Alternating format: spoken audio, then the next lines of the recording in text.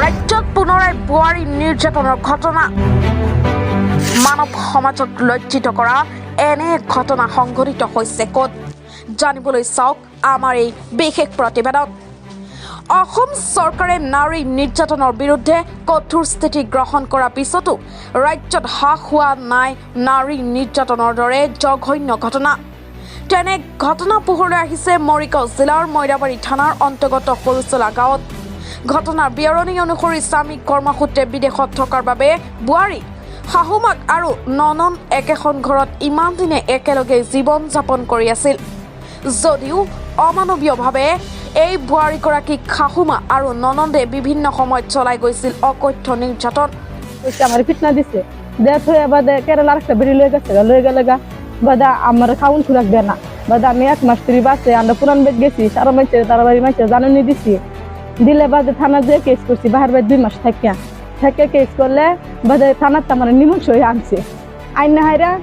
জামাইকে ছাইরা দিব আমার বাপ ডাক আমি তোর বাপ লাগি আমার আব্বা কই ডাক দেখো মায়া মায়া আমার মায়া ডাকে বাদে এটা মোবাইল আমাদের কিদিন আছে ভাই স্বামীক বাৰম্বাৰ অৱগত কৰাৰ পিছতো পাখণ্ড স্বামীয়ে দিয়া নাছিল গুৰুত্ব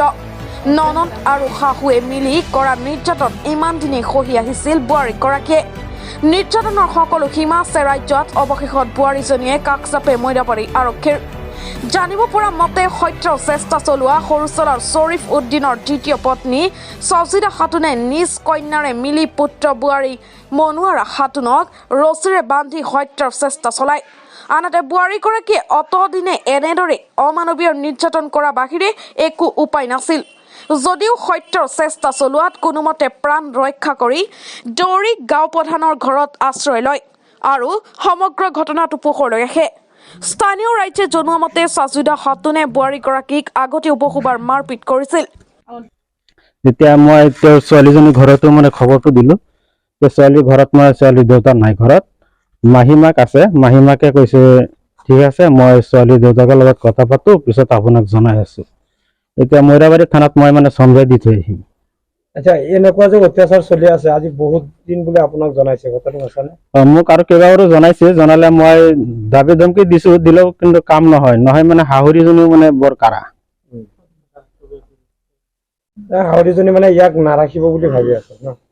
এইটো তেনেকুৱাই হৈছে এতিয়া তো আজি যেটো ঘটনা হৈছে আপোনালোকে চাইছে কি হাতত ৰছীৰে বান্ধি থৈছে এটো হয়তো নিজে বান্ধা নাই নাই এটো নিজে বান্ধা নাই বান্ধি থৈছেহে তাক বান্ধি পেলাইহে মাৰপিট কৰিছে আপোনাৰ গাঁৱত এনেকুৱা অমানৱিক যেটো অত্যাচাৰ এই বুৱাৰীৰ ওপৰত চলিছে এই সম্পৰ্কত আপুনি কি ক'ব এই সম্পৰ্কত তদন্ত কৰি উচিত ব্যৱস্থা আইনে ল'ব আপুনি প্ৰশাসনক গোটেইখিনি কথা জনাই দিব ঠিক আছে মই ওচি ছাৰক কথাটো জনাইছো যেনেকুৱা ঘটনা বুলি হৈছে বুলি এতিয়া ছাৰে কৈছে ঠিক আছে আপুনি মানুহজনীক লৈ আহক ট্ৰিটমেণ্ট কি কৰিব লাগে তাত কৰিব তেওঁলোকে